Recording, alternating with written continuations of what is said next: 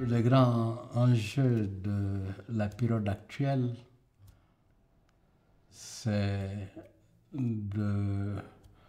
un monde en paix, solidaire, où il fait bon vivre un peu partout dans le monde, qui pose les problèmes, trouver des éléments de réponse aux problèmes du climat, c'est-à-dire qui affectent notre quotidien, l'avenir de nos enfants, et qui sont imbriqués dans tout ce qu'on connaît comme bouleversement économique, comme bouleversement social, comme bouleversement géopolitique à travers le monde.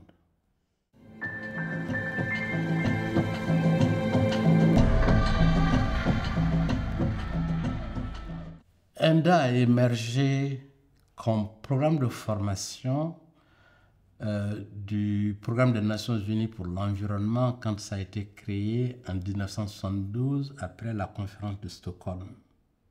Il y avait un personnage hors du commun qui était à l'époque en charge du projet ENDA, c'est Environnement et Développement, qui était basé à l'Institut de développement économique et politique de la Commission économique des Nations Unies pour l'Afrique à Dakar. Et ce projet-là avait pour ambition la formation environnementale dans la mesure où il n'y avait pas une grande sensibilité aux questions de l'environnement parce qu'on s'intéressait aux questions de développement. Et le projet ENDA s'est inscrit pour montrer qu'il n'y a pas une possible séparation des questions d'environnement et des questions de développement. Et c'est pour ça que ça a pris le terme ENDA, environnement et développement. Ça, on ne peut pas les séparer, c'est pour ça que... Et le A veut dire action. C'est-à-dire qu'il faut que cette analyse-là conduise à une action spécifique. Et on a rattaché là-dedans TM qui est du tiers-monde. Quand vous regardez le cycle, il y a des bras allongés, c'est-à-dire qui constituent un pont entre les sociétés. C'est-à-dire qu'on n'est pas du tout isolé et qu'il faut une certaine solidarité entre les sociétés, entre les États, entre les pays, entre les continents, pour attaquer de front les questions d'environnement et les questions de développement de manière symbiotique pour des actions.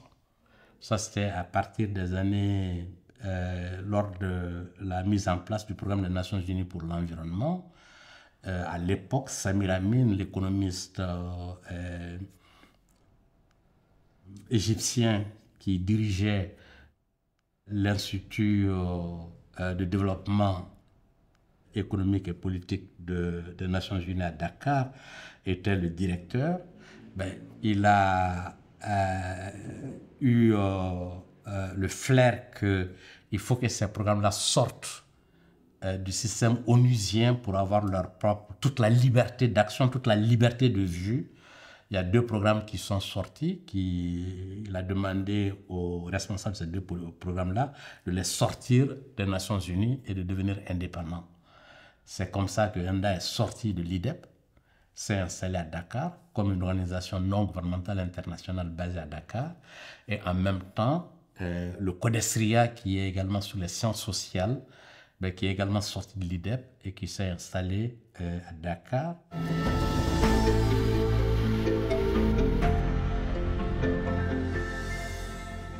Et je pense qu'il a eu raison de les sortir parce que ce qui a motivé ENDA dès le départ, c'était de s'attaquer, d'apporter des éléments de réponse à des problèmes qui se posent. C'était pas du tout une organisation qui a été créée pour donner un cadre de perpétuation ou de promotion à des individus. Parce que la plupart des institutions, si elles ont été créées pour apporter des éléments de réponse à des problèmes, des préoccupations, ceux qui sont là-dedans finissent par utiliser l'organisation pour perpétuer pour leur propre promotion personnelle. Donc, dès le départ, ENDA s'est voulu une non-organisation.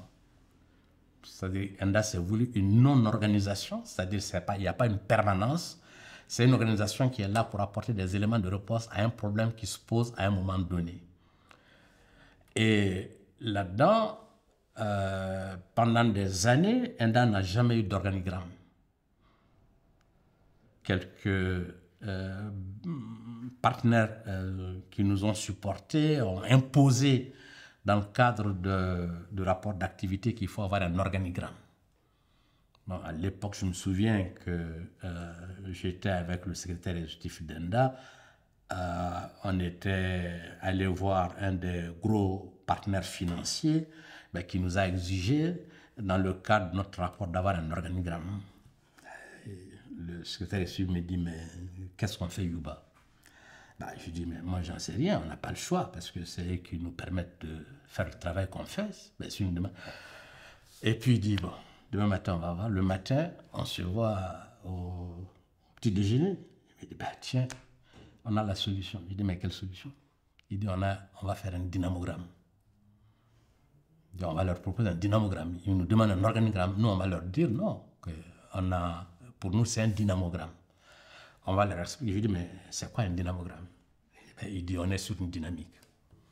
Ça veut dire que si on aborde les questions de géographie, comme moi je suis géographe, c'est moi qui dirige, c'est moi qui prends la parole, c'est moi qui oriente. Et si on aborde les questions d'énergie, c'est toi qui dirige, c'est toi qui prends la parole, c'est toi qui oriente.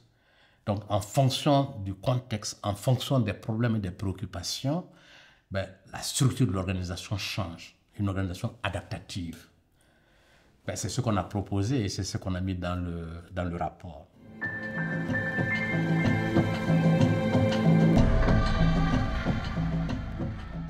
Le problème, c'est que celui qui était le responsable, il était le chargé de programme des Nations Unies, qui était un Français, Jacques Bunicourt.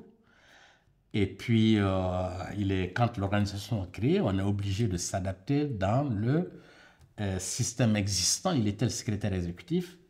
Et on avait, au début à ENDA, on avait des responsables, c'est-à-dire pas des directeurs. Il y a une nuance entre un responsable et quelqu'un qui est directeur. Les mots comptent, les mots ont un sens, ont un contenu. Je me souviens, quand je suis arrivé à ENDA la première année, je venais de terminer ma thèse à l'école des mines de Paris. Et puis, je suis arrivé à ENDA par choix. Quand je suis arrivé, on a commencé à échanger.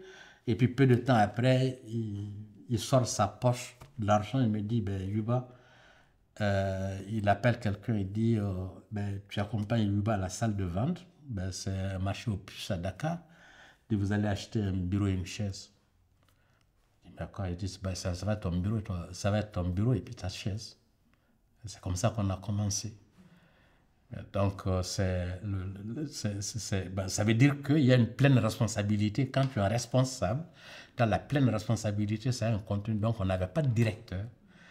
On était obligé d'avoir un exécutif. Mais par la suite, on a eu 3 exécutifs à ENDA. Il y avait un secrétaire exécutif, il y avait un secrétaire exécutif pour les programmes et il y avait un secrétaire exécutif à l'international. Moi, j'avais la charge de cela. Mais nous considérions tous comme étant des responsables.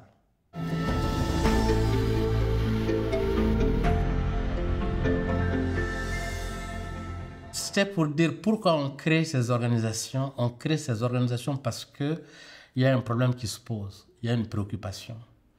Et on estime que tout problème qui se pose, toute préoccupation a un début, a une fin.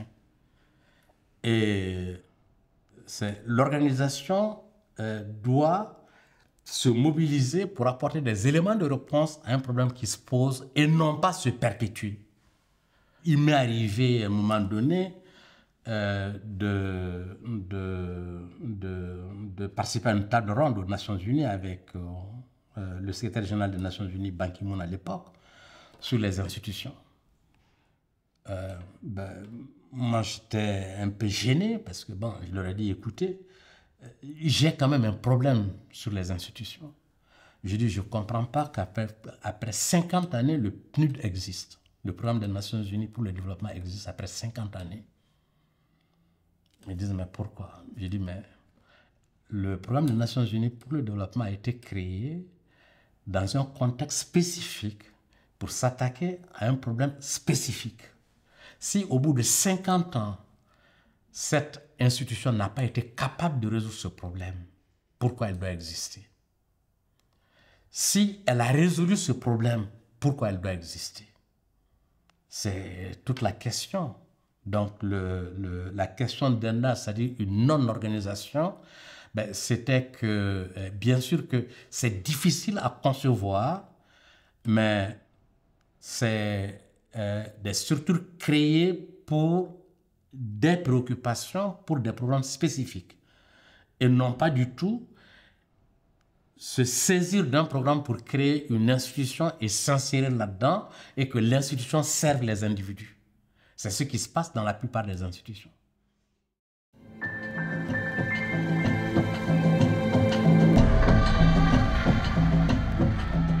L'action d'ENDA a toujours été un aller-retour entre le terrain, l'observation, la formation et puis le soutien.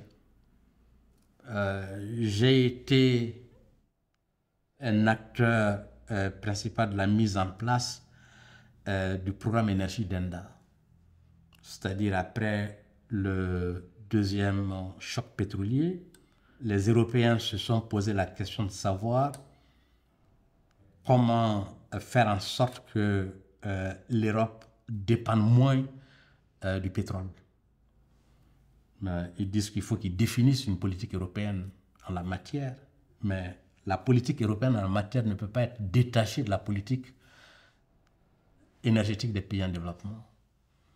Ils ont donc essayé de trouver un certain nombre d'institutions indépendantes des pays en développement, des gouvernements qui ont une indépendance de pensée, mais qui sont quand même fortement impliqués dans les perspectives de développement de leur pays.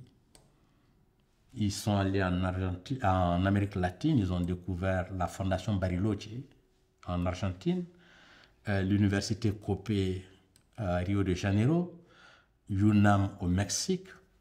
En Asie, ils ont vu l'Asian Institute of Technology, ils ont vu TERI en Inde, l'INET qui est pas indépendant, c'était en Chine, l'Institut nucléaire chinois, mais qui avait un certain nombre de personnes ayant étudié aux États-Unis. Il y avait une certaine vision des choses, mais ce n'était pas détaché du système, mais il fallait quand même qu'ils soient là-dedans. Ils ont regardé en Afrique, ils n'ont pas trouvé d'institution en tant que telle. Ils ont identifié l'université de Dar es Salaam en Tanzanie. Ensuite, ils ont identifié ENDA, qui était une institution qui avait la flexibilité de s'adapter à l'ensemble des questions, mais qui n'avait pas de compétences. Et c'est comme ça que moi, je me suis retrouvé à ENDA dans le cadre de ce programme. Il y avait 2 institutions européennes là-dedans. Et chacune des institutions était dans un contexte spécifique, y compris les institutions européennes. Et le problème auquel on était confronté à l'époque, c'est le même problème qu'on voit actuellement avec les questions du climat, c'est énergie et développement. C'est-à-dire qu'on ne peut pas dissocier les questions énergétiques des questions de développement. Comment on fait pour aborder? Et chaque année, nous nous retrouvions et chacune des institutions ont posé le problème de l'énergie et développement, et les enjeux et les méthodes. Et dans chaque contexte, on contextualise le problème. C'est-à-dire, ce n'est pas du tout. Et il y avait les 2 centres européens qui étaient l'IEJE, qui est devenu l'IEPE à Grenoble, et SPRU à Brighton en Angleterre. Chacune des institutions, dans son contexte, aborde le même problème dans ses perspectives. Il n'y avait aucune dominance par qui que ce soit. C'était la première fois que je me suis retrouvé dans une rencontre internationale en Chine, présider une réunion en anglais et que mon anglais était rudimentaire, mais ça a été accepté par mes pairs. Il y avait un respect mutuel, il y avait une solidarité, un travail en commun. On a commencé en 81, de 81 jusqu'en 93. Et comme on a accumulé des connaissances sur les enjeux énergie et développement, sur les questions de recherche et tout ce qui s'ensuit. Ensuite, on s'est posé la question de savoir comment faire en sorte qu'on puisse traduire l'accumulation de connaissances qu'on a eues à travers la recherche de manière évidente. C'était la formation. On s'est dit, quel peut être les acteurs cibles de formation. Quand on regarde dans chacun des pays africains à l'époque, nous c'était l'Afrique qui nous intéresse, il n'y avait aucune perception, une conception de l'énergie comme étant le moteur essentiel du développement. C'est-à-dire pour amorcer, pour aborder n'importe quelle question de développement, il faut d'abord poser le problème de l'énergie. Si on résout le problème de l'énergie, on peut aisément résoudre le problème de développement. Donc les pays n'avaient aucune connaissance de cela. On dit, bon, dans un premier temps, il faut d'abord que l'on forme les cadres de l'administration centrale à comprendre que la question de l'énergie, c'est une question de développement d'abord. Et il faudrait également concevoir le programme de telle sorte que si ce n'est pas en Afrique, nulle part ailleurs, on ne peut pas faire ce genre de formation. C'est-à-dire qu'il y avait une combinaison entre activités de terrain, activités académiques, de formation académique et support pédagogique également par des conférences, par des séminaires avec un certain nombre de spécialistes.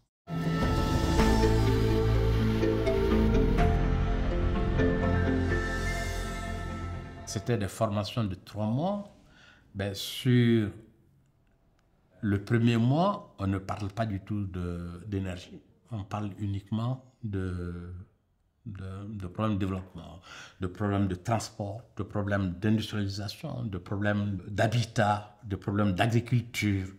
Et puis par la suite, on amène petit à petit à les faire comprendre que si on ne règle pas la question de l'énergie, on ne peut pas aborder ces autres questions. Dans chacun de ces pays, leur seule perception de l'énergie, c'était l'électricité. C'était comme à l'époque en France, ici, on parlait de la houille blanche, qui représentait l'électricité.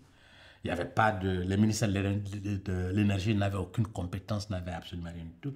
Et puis après, les choses ont évolué par la suite. Et c'est les mêmes problèmes, les mêmes préoccupations que l'on a aujourd'hui à travers la question du climat. C'est qu'il y a une méconnaissance du problème et il y a également un certain cloisonnement entre les questions de développement et puis les questions de climat, sans savoir que c'était des questions fortement imbriquées. C'est dire que, et en même temps, dans le cadre au-delà des séminaires, au-delà également de la formation théorique en salle, les participants étaient amenés sur le terrain. On les amenait, par exemple, au Sénégal. Il y a un groupe qui allait en Casamance. Il y a un groupe qui allait dans la région du fleuve. Il y a un groupe qui allait dans le Ferlo. C'est des agrosystèmes totalement différents. Et au bout de 15 jours, on leur demandait de venir avec une proposition de politique énergétique dans chacune de ces régions. C'est-à-dire qui part du terrain, qui part du contexte et de voir comment on peut améliorer les conditions de vie des populations, comment on peut amorcer les problèmes de développement avec l'entrée énergie dans des contextes totalement différents.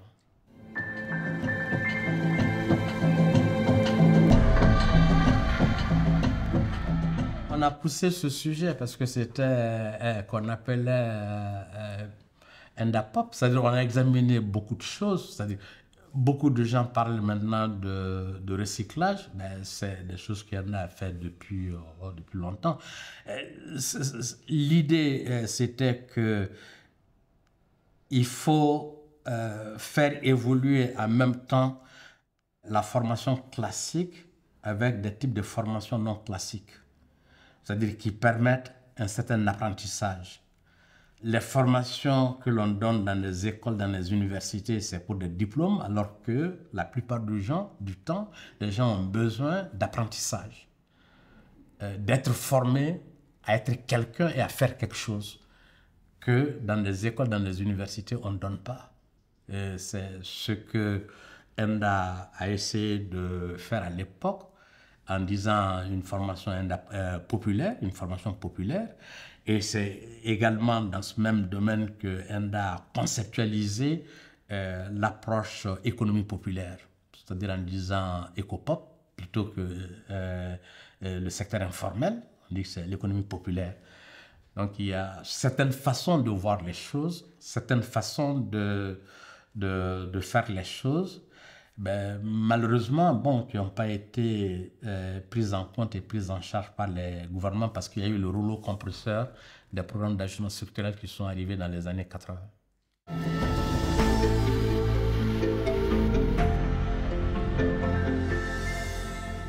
Malheureusement, c'est ce que on a tendance à ne pas prendre la mesure des choses. C'est maintenant seulement que l'on commence à voir les impacts réels des programmes d'ajustement structurel.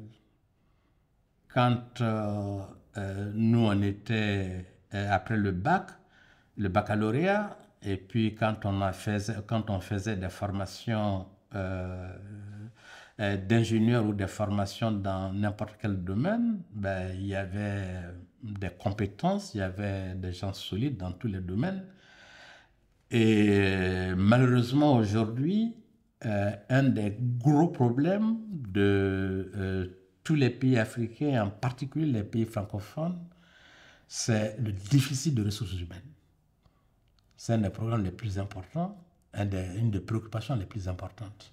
Dans mon domaine, j'essaye très souvent de repérer des jeunes, c'est-à-dire pour essayer de leur apporter un appui, un encadrement ou un mentoring sur les questions du climat, sur les questions d'énergie, sur les questions de développement. C'est excessivement difficile de trouver.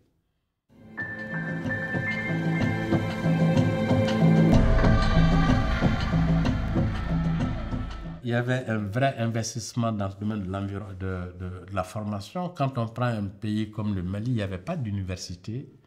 Le Mali est parti avec l'appui de l'UNESCO sur faire des formations pour apporter des éléments de réponse à des préoccupations du pays. Et donc, les écoles d'ingénieurs étaient structurées comme les INSA en France.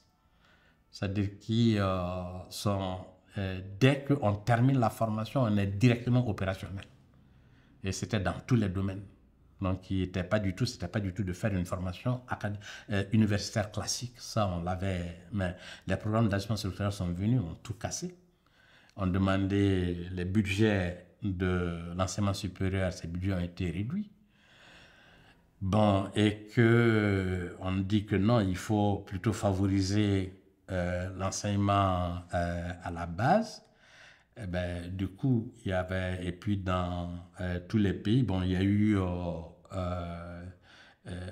pas mal de jeunes qui sont allés dans des universités avec des amphithéâtres bondés, peu d'encadrement. Ben, le niveau de formation, le type de formation laisse à désirer. Mais on a amené également les enseignants à prendre une retraite anticipée. C'est-à-dire à l'époque, ben, un enseignant qui était payé à 20 € au moins par mois, ben, quand on lui propose 6 000 ou 7 000 €, il pense que ben, cet argent, il ne peut pas du tout dépenser, mais en très peu de temps, il se rend compte que, c'est-à-dire on a saigné tout le système, on a totalement mis à terre. Et actuellement, ben, il y a un très gros déficit de ressources humaines dans tous les pays. Et ceci, ça va prendre du temps à reconstituer.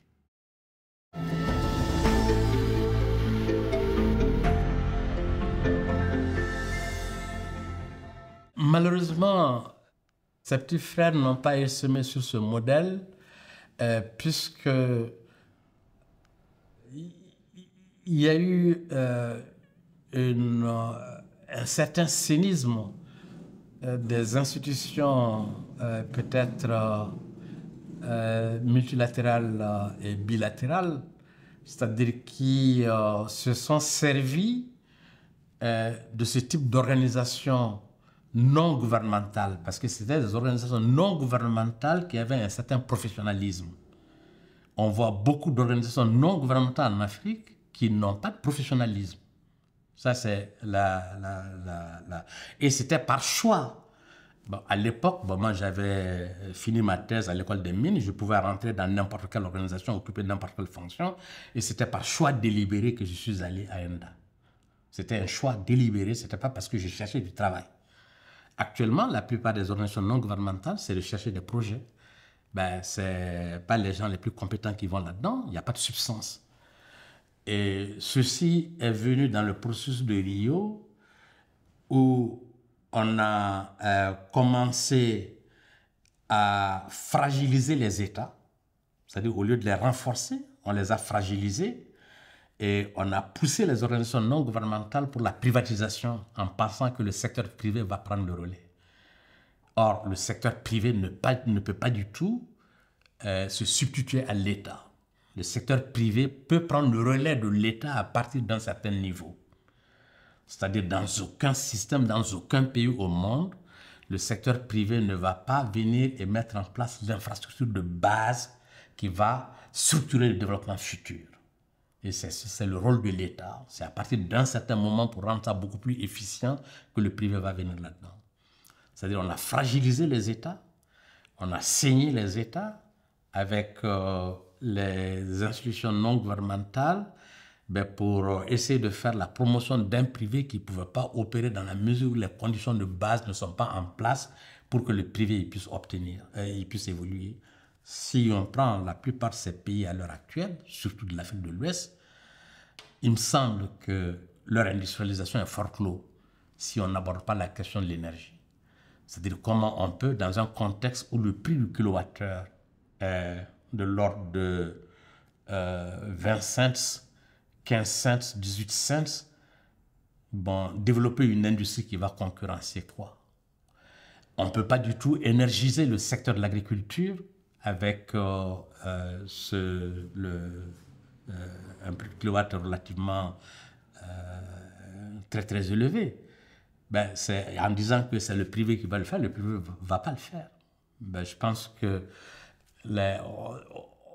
on est là à un moment historique difficile qu'il faut pouvoir être imaginatif et inventer d'autres types d'institutions qui puissent et à la fois appuyer les États et accompagner les communautés à la base.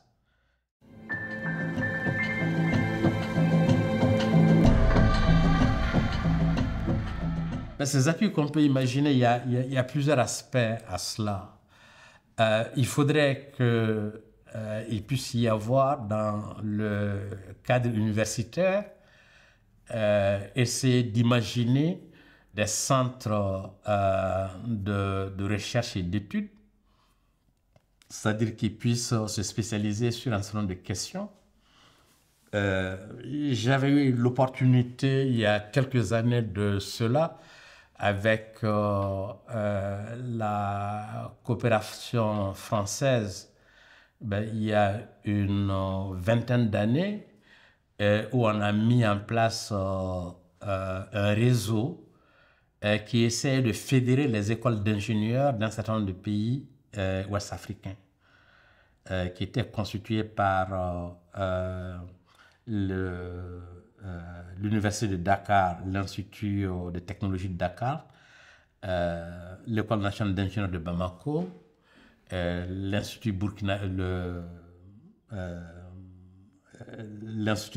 de l'énergie et l'Institut régional qui est à Ouaga, l'École d'ingénieurs de Benjerville à Abidjan, l'École polytechnique de Yaoundé, l'Université Mariane Gouabi, du Congo, et qu'on essaie de voir dans chacune de ces universités les spécialiser dans des domaines qui sont des domaines complémentaires. c'est-à-dire pour forcer la coopération et pour faire en sorte qu'il n'y a pas de duplication.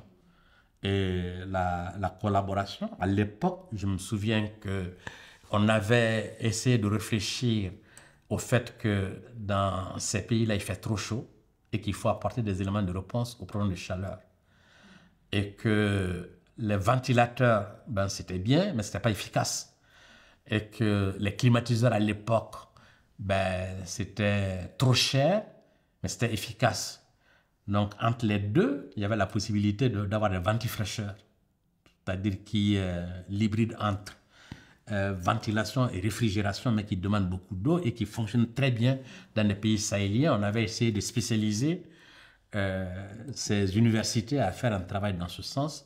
Et on avait initié à l'époque une revue qu'on appelle la revue RABED, le réseau de bioénergie et développement dans ces pays-là. Ben, malheureusement, ces expériences se sont limitées. Je pense qu'il faut réfléchir à cela et essayer de voir dans chacun des pays quel est l'avantage comparatif et qu'il y ait une possibilité de forcer une coopération entre les pays plutôt que une compétition, une duplication, et faire en sorte également qu'il y ait une relation solidaire avec des institutions, notamment en France, ici en Europe. C'est-à-dire qu'ils les accompagnent. Une sorte de réseau, en fait. Absolument, mais qui vient pas leur dire ce qu'il faut qu'ils fassent, mais qui puissent travailler et puis les accompagner.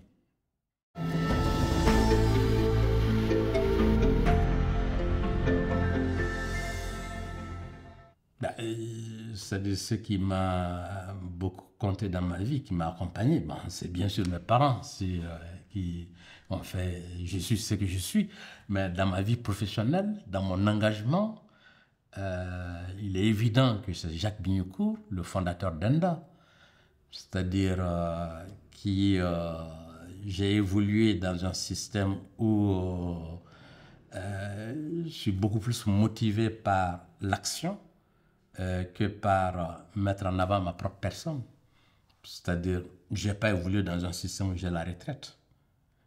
C'est-à-dire, j'aurais pu rentrer dans le système onusien et puis faire carrière là-dedans. Ça ne m'a pas intéressé. Lui, il vivait avec le minimum et son engagement était quelque chose qui m'a fortement marqué et qui a fait que je suis plus motivé, plus engagé pour apporter des éléments de réponse à des problèmes qui se posent, mais plutôt que de chercher à utiliser des problèmes qui se posent pour ma propre satisfaction personnelle.